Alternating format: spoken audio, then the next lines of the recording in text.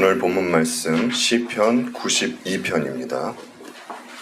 시편 92편. 여러분들이 받은 프린트물에는 1절서부터 15절까지 나와 있을 것입니다. 그런데 1절서부터 8절까지만 봉독하겠습니다. 하나님의 말씀입니다. 가장 높으신 하나님, 주님께 감사를 드리며 주님 이름을 노래하는 것이 좋습니다. 아침에 주님의 사랑을 알리며 밤마다 주님의 성실하심을 알리는 일이 좋습니다. 10줄 현악기와 검은고를 타며 수금가락에 맞추어서 노래하는 것이 좋습니다. 주님께서 하신 일을 생각하면 기쁩니다. 손수 이루신 업적을 기억하면서 환성을 올립니다. 주님께서 하신 일이 어찌 이렇게도 큽니까? 주님의 생각이 어찌 이다지도 깊습니까? 우둔한 자가 이것을 알지 못하고 미련한 자가 이것을 깨닫지 못합니다. 악인들이 풀처럼 돋아나고 사악한 자들이 꽃처럼 피어나더라도 그들은 영원히 멸망하고 말 것입니다. 그러나 주님은 영원히 높임을 받으실 것입니다. 아멘. 거룩하신 주님, 은혜를 감사드립니다. 오늘 전해드릴 말씀은 주 하나님 높임을 받으소서. 어떻게 하면 하나님을 높이며 살까에 대한 주제입니다. 이 말씀이 전해졌을 때 우리 성도님들 모두 다 들은 말씀이 재료가 되어 정말 각자가 있는 자리에서 실제적으로 우리 주님을 높이며 살아가는 그 재료가 될 수 있도록 도와주시옵시고, 말씀이 전해질 때 우리 성도님들 마음문을 열어주시옵소서. 감사드리옵고 주님 예수 그리스도 이름 받들어 기도하옵나이다. 아멘.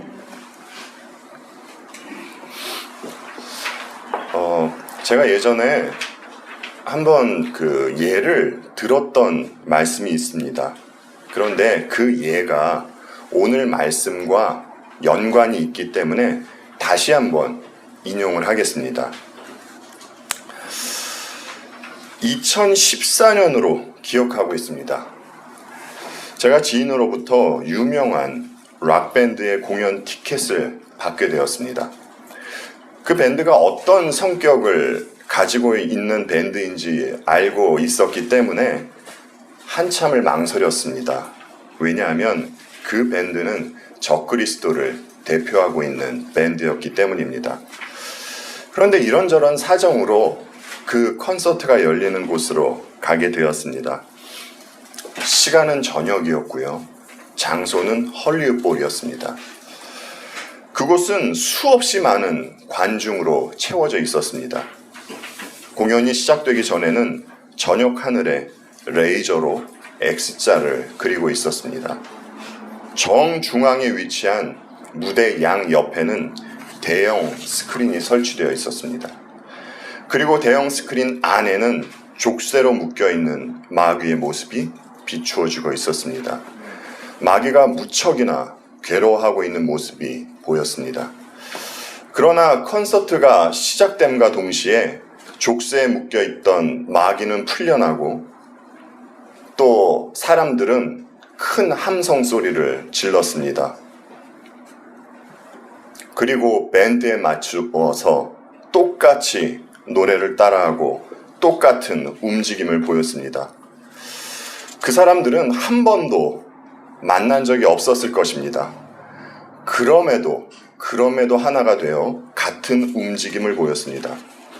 순간 든 생각이 있었습니다. 저들은 어떤 강한 힘에 이끌려서 지금 예배하고 있는 것이구나.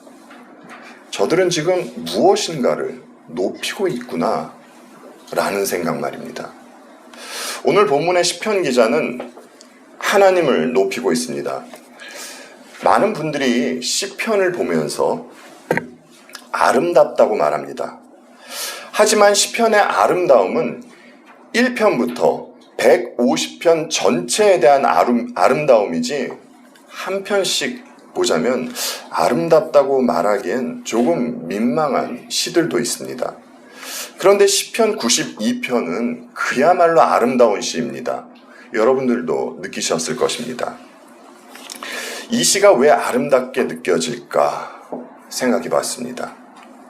화려한 미사역으로 꾸며졌기 때문에, 아니면 예쁜 단어들로 배열되어 있어서, 그런데 이런 이유는 아닌 것 같습니다. 시편 92편이 우리들에게 아름답게 다가오는 이유는 웨스트민스터 소요리 문답 1번이 말하고 있는 것을 나타내고 있기 때문입니다.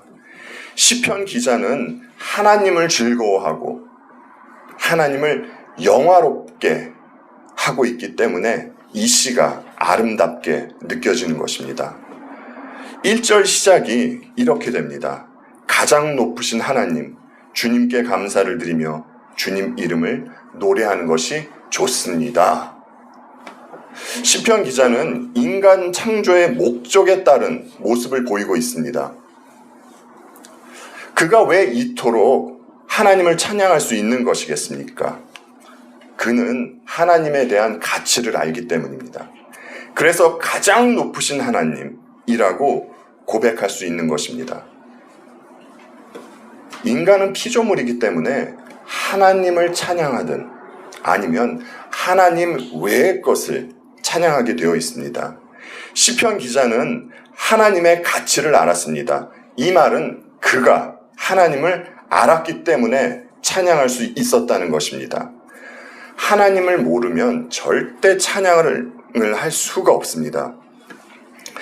사람들은 자신이 가장 높은 가치를 부여하고 있는 것을 찬양하게 됩니다. 아무리 입으로 하나님을 찬양한다 할지라도 돈의 가치를 부여하고 있는 사람은 만몬을 높이게 되어 있고요. 사람에게 가치를 두고 있다면 사람을 높이게 되어 있습니다. 그리고 입으로는 하나님을 부르지만 다른 것을 섬기고 있는 사람에게는 나타나는 증상이 있습니다. 그것이 무엇인 줄 아십니까?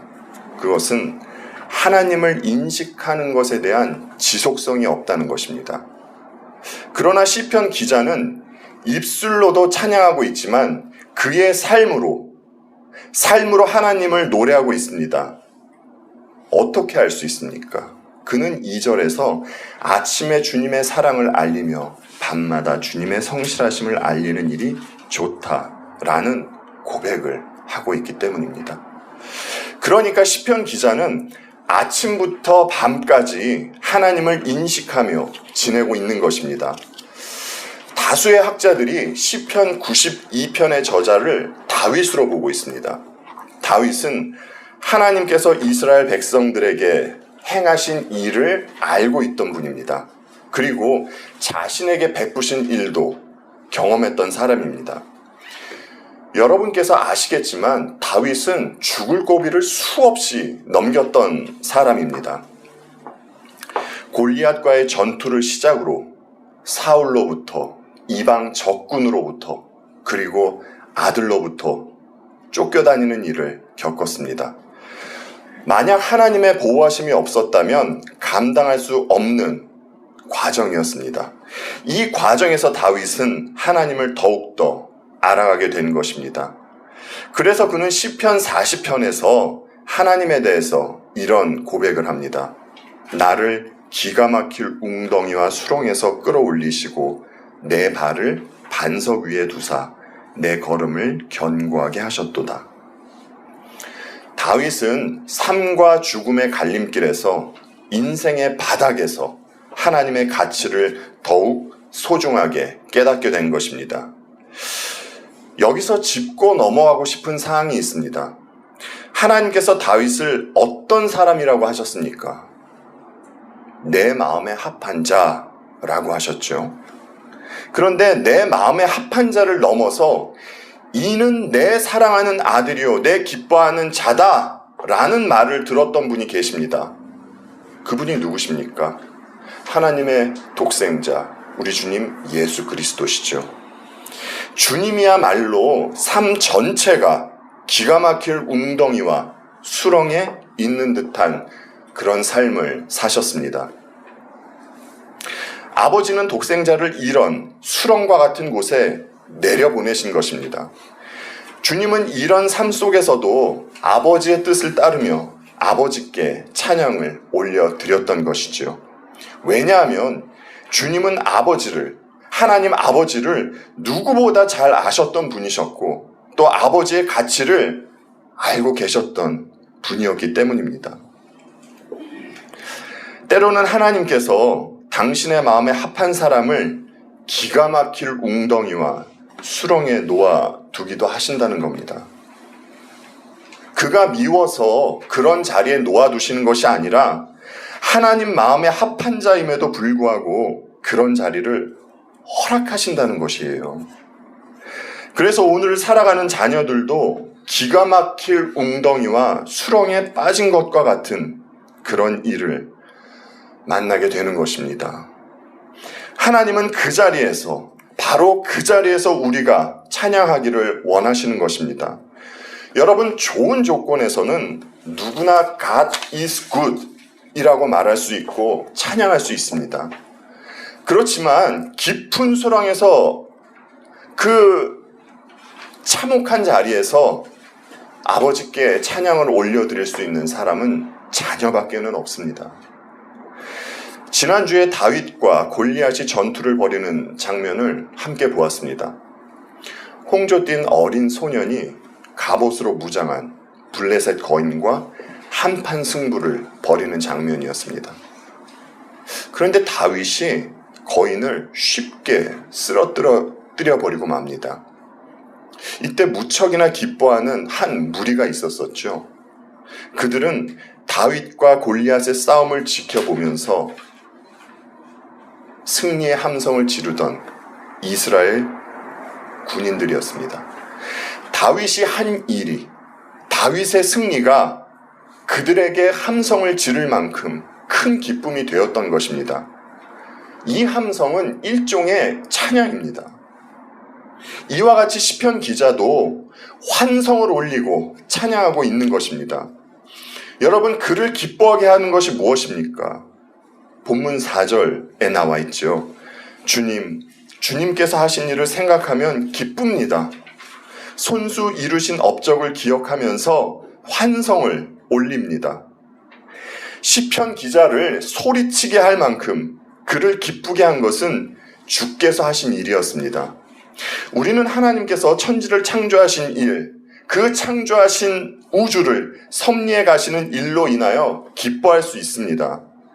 그러나 무엇보다 우리를 기쁘게 하는 것은 하나님의 구속사역입니다. 우리의 구원을 위해서 삼위일체 하나님께서 이루신 사역 말입니다. 이 부분에 있어서 찰스 스펄전 목사님은 이런 말씀을 하셨습니다. 구속의 사랑을 묵상하다 보면 찬송하지 않으면 죽을 것 같은 느낌을 받는 때가 종종 있다 라고 말입니다. 지금 스펄전 목사님의 말씀을 인용한 이유가 있습니다. 시편 기자가 여호와께서 하신 일을 생각하면 큰 소리로 환성을 지르지 않고는 견디지 못한다고 합니다. 시편 기자가 받은 감격이 그로 하여금 찬양하지 않으면 못 견디게 하는 것입니다. 그리고 스펄전 목사님은 구속의 사랑을 묵상할 때 찬송하지 않으면 죽을 것 같은 느낌을 받는 때가 있다고 합니다. 스펄전 목사님이 받은 감격이 찬송하지 않으면 죽을 것 같은 느낌을 받게 한 것이지요. 여기서 한 가지 우리가 알게 되는 사실이 있습니다. 하나님께 찬양을 드릴 수 있는 것은 우리가 주님으로부터 먼저 받은 것이 있기 때문에 우리는 이것을 은혜라고 말하죠. 받은 것이 있기 때문에 다시 주님께 찬양을 올려드릴 수가 있는 것입니다. 찬양은 은혜를 깨닫지 못하고서는 할 수 없는 것입니다. 은혜를 깨닫지 못한 상태에서 하는 것은 노래를 부르는 것에 불과하고 연극하는 것에 불과합니다. 여러분들께 조심스럽게 말씀드립니다. 시편 기자는요, 장차 벌어질 그 십자가 사건에 대해서 희미하게 보고 있던 분입니다. 하지만 스펄전 목사님은 십자가를 선명하게 보셨던 분입니다. 그렇다면 여러분, 우리는 어떻습니까? 우리도 당연히 예수 그리스도의 십자가를 선명하게 본 사람들입니다. 그렇다면 예수 그리스도의 십자가를 묵상했을 때 여러분도 찬송하지 않으면 죽을 것 같습니까? 아니, 죽을 것 같지는 않더라도 감사함의 고백은 나오고 있습니까? 만약 주님의 십자가를 묵상했음에도 불구하고 감사함이 나오지 않는다면 이것은 내가 어디로부터 구원받았는지 모른다는 것입니다. 그래서 십자가 앞에서 딴소리하게 됩니다. 이것은 내가 어떤 존재인지 모르기 때문일 것입니다. 아직 모르는 것이 영원히 가지 않길 바랍니다. 하나님께서 우리가 어떤 존재인지 반드시 깨닫게 해주시기를 바랍니다. 주님을 믿음에도 불구하고 때로 세상의 걱정과 유혹 때문에 영적으로 둔해질 때가 있습니다. 이것이 사실입니다. 하지만 우리가 하나님을 믿고 하나님을 온전히 신뢰할 때 하나님은 그때 높임을 받으시는 것입니다. 시편 기자는 하나님에 대한 신실한 믿음이 있었습니다. 이 믿음을 고백하면서 하나님을 높여드리고 있는 것입니다.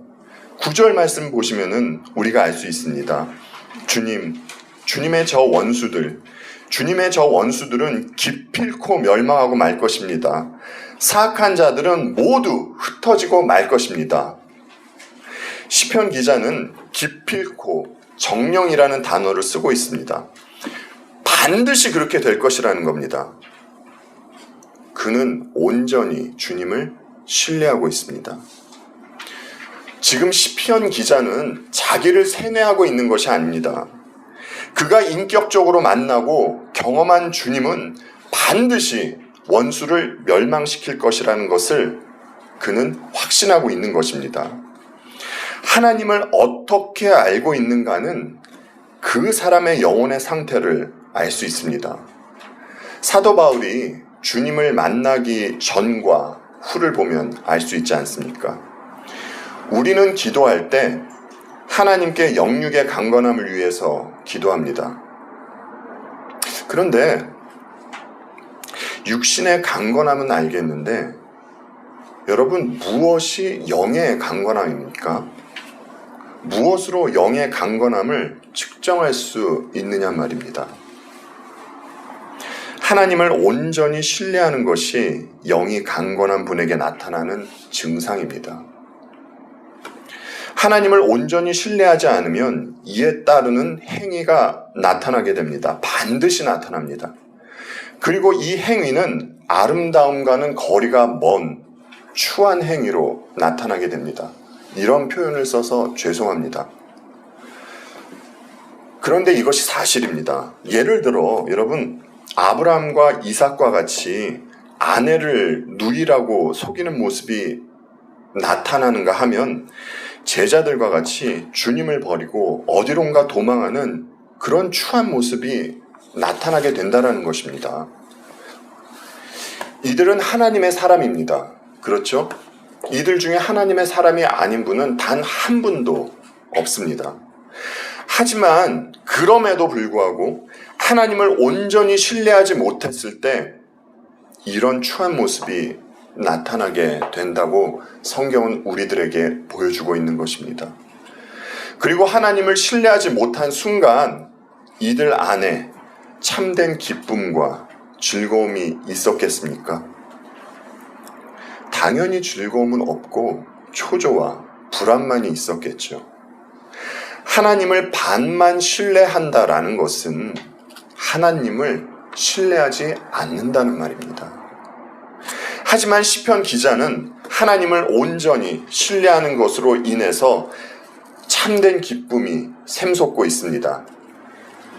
1절에 뭐라고 합니까? 주님 이름을 노래하는 것이 좋습니다. 3절에서도 무엇라고 하십니까? 10줄 현악기와 검은고를 타며 수금가락에 맞추어서 노래하는 것이 좋습니다.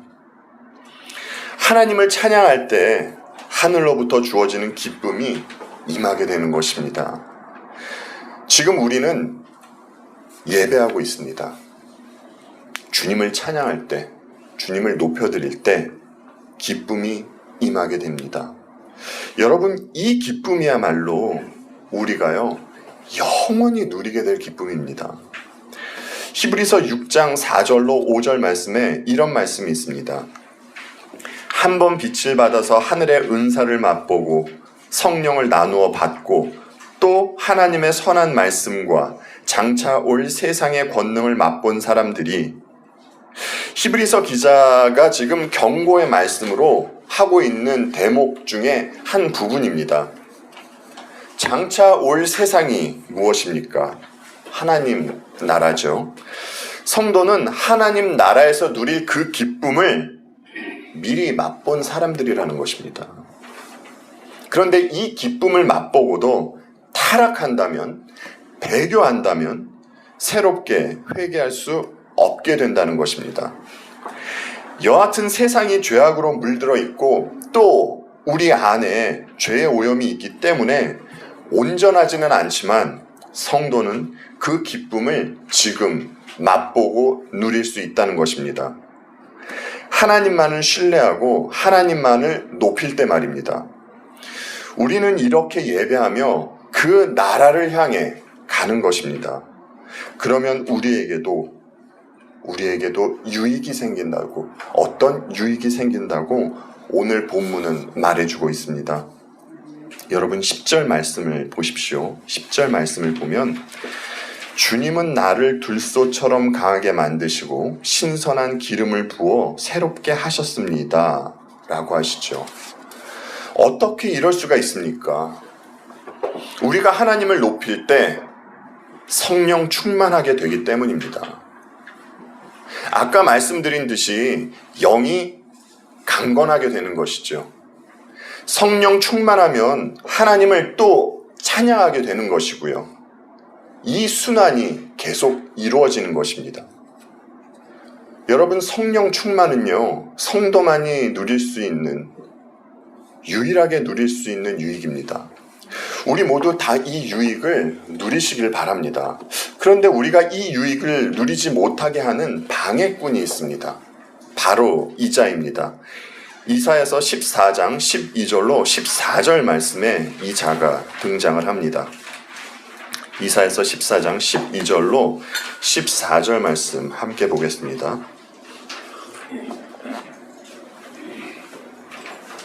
너 아침의 아들 계명성이여, 어찌 그리 하늘에서 떨어졌으며 너 열국을 엎은 자여 어찌 그리 땅에 찍혔는고. 내가 내 마음에 이르기를 내가 하늘에 올라 하나님의 뭇별 위에 내 자리를 높이리라. 내가 북극 지폐의 산 위에 앉으리라. 가장 높은 구름에 올라가 지극히 높은 이와 같아지리라 하는도다. 아침의 아들 계명성은 바벨론 왕을 지칭하는 것입니다. 이 왕은 본인 스스로 자기 자리를 높이겠다고 하죠. 그리고 지극히 높은 이, 곧 하나님과 같이 되겠다고 합니다. 이것은 사탄을 비유로 하고 있는 말씀입니다. 사탄은 본래 자기 자리를 이탈해서 스스로 하나님과 같이 높은 자리로 가려 했던 존재입니다. 그리고 사탄에게 종속되어 있는 이 흑암에 있는 사람들 또한 사탄과 같은 모습이 나타나게 됩니다. 그래서 남을 밟고서라도 더 높은 곳으로 오르려고 하는 것입니다. 이들이 본문 6절에서 말하고 있는 우둔한 자이며 미련한 자입니다. 미련한 자는 하나님을 거부하는 자입니다. 그들은 하나님을 높이며 살 수가 없습니다. 9절에서 말해주듯이 그들은 기필코 멸망하고 말 것입니다. 그런데 그들 또한 우리를 미련한 사람들로 봅니다. 그들이 우리를 그렇게 보는 이유가 있습니다.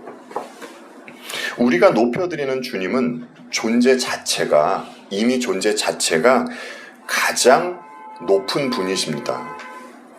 사람들이 우리 주님을 낮춘다고 해서 우리 주님께서 낮아지는 분도 아니시고, 사람들이 주님을 높인다고 해서 더 높아지시는 분도 아닙니다. 우리 주님은 이미 지존자이세요. 그래서 본문 8절도 말해주고 있지 않습니까? 주님은 영원히 높임을 받으실 것이다 라고 말입니다. 이렇게 가장 높은 분께서 인간의 몸을 입고 나셔서 말구에 계셨던 것입니다.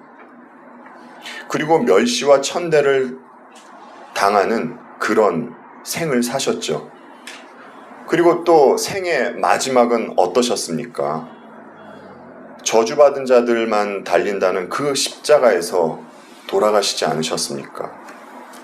미련한 사람들의 눈에는 이런 신을 믿고 있는 우리가 오히려 미련해 보이는 것입니다. 우리는 주님을 높여드리고 싶은 마음이 있습니다. 그런데 여러분, 어떻게 하는 것이 궁극적으로 주님을 높여드리는 것입니까? 주님이 왜 이 낮고 낮은 곳으로 오셨는지를 보면 알 수 있을 것입니다. 주님이 이 땅으로 오신 궁극적인 이유는 십자가를 지시기 위해서입니다. 그래서 저와 여러분에게 구원이 임할 수 있는 것이죠. 그렇기 때문에 우리가 주님의 십자가를 의지하고 자랑할 때 주님을 높여드리게 되는 것입니다. 사도 바울과 같이 말입니다. 사도 바울이 갈라디아서 6장 14절에서 이런 말씀을 하셨죠. 그러나 내게는 우리 주 예수 그리스도의 십자가 외에 결코 자랑할 것이 없으니 그리스도로 말미암아 세상이 나를 대하여 십자가에 못 박히고 내가 또한 세상을 대하여 그러하니라 라고 말입니다. 바울의 말씀처럼 우리가 자랑하고 높일 것은 주님의 십자가 외에는 없습니다. 우리는 세상이 미련해 보이는 십자가를 자랑하는 것입니다. 그래서 고린도 후서에서 말해주듯이 십자가를 지고 있는 성도는 서로에게 생명의 향기가 되지만 세상에서는 죽음의 향기가 되는 것입니다. 이제 여러분들은 주님을 높이려면 어떻게 해야 하는지 아실 것입니다. 세상이 사탄을 높이는 것과 성도가 주님을 높이는 것은 완전히 다른 모습입니다. 그리고 차원이 완전히 다른 것입니다. 이스라엘이 금송아지를 높일 때 그들이 어떤 모습을 보였습니까? 엘리야와 싸우던 바알 숭배자들이 바알을 섬길 때 그들이 어떤 모습을 보였느냐 말입니다. 과한 춤과 노래와 퍼포먼스가 있었습니다. 심지어 인신제사가 있었습니다. 그리고 난잡한 선교가 이루어졌습니다. 이렇게 해야만 자신들이 섬기고 있는 신을 달래고 그 신을 높인다고 그들은 믿고 있었기 때문입니다. 그런데 여러분, 이런 것으로 달래지는 신이라면 그 신은 도대체 어떤 신입니까? 그런데 참 심각한 거는요, 이 시대의 교회들이 이렇게 우상 숭배자들이 하던 것과 똑같은 방식으로 하나님을 높이려는 모습을 보인다는 것입니다. 하나님을 바알신으로 바꾸어 놓았습니다. 그래서 하나님을 밀어내고 그 하나님 자리에 형통, 관계회복, 부를 앉혀 놓았습니다. 만약 과한 퍼포먼스로 하나님께서 높임을 받으신다면 앞서 말씀드린 밴드처럼 엄청난 장비를 동원해서 하늘의 지저스라는 글을 레이저로 쏘아야 할 것입니다. 그리고 대형 스크린에 십자가를 띄우면 주님이 높아지는 것 아니겠습니까? 그들의 방식대로라면 말입니다. 그리고 각 교회들이 컨벤션 센터에서 모여서 수많은 관중이 함께 찬양을 하고 주님을 외치면 주님이 높아지는 것 아니겠냐는 말입니다. 그런데 하나님께서는 절대 이런 식으로는 높임을 받지 않습니다. 이것은 교묘하게 종교적 색채는 띠고 있지만 주님하고는 전혀 상관이 없는 종교 행위입니다. 주님의 이름을 이용해서 또 다른 힘을 추구하며 십자가하고는 정반대로 가고 있는 행태란 말입니다. 주님은 주님과 같이 자기 십자가를 지고 따르는 그 모습을 통해서 높임을 받으시는 겁니다. 다른 말로 하면 내 의의가 부서지고 낮아지는 상황 속에서도 주님의 처사가 옳다는 그 고백을 통해서 높임을 받으시는 것입니다. 그리고 그 고백에 합당한 삶을 통해서 높임을 받으시는 것입니다. 주님의 피 흘리심이 우리로 하여금 찬양하지 않고는 죽을 것 같은 느낌을 받게 할 정도로 이 은혜에 감사하며 살아가는 저희 모두가 되기를 바랍니다. 기도하겠습니다.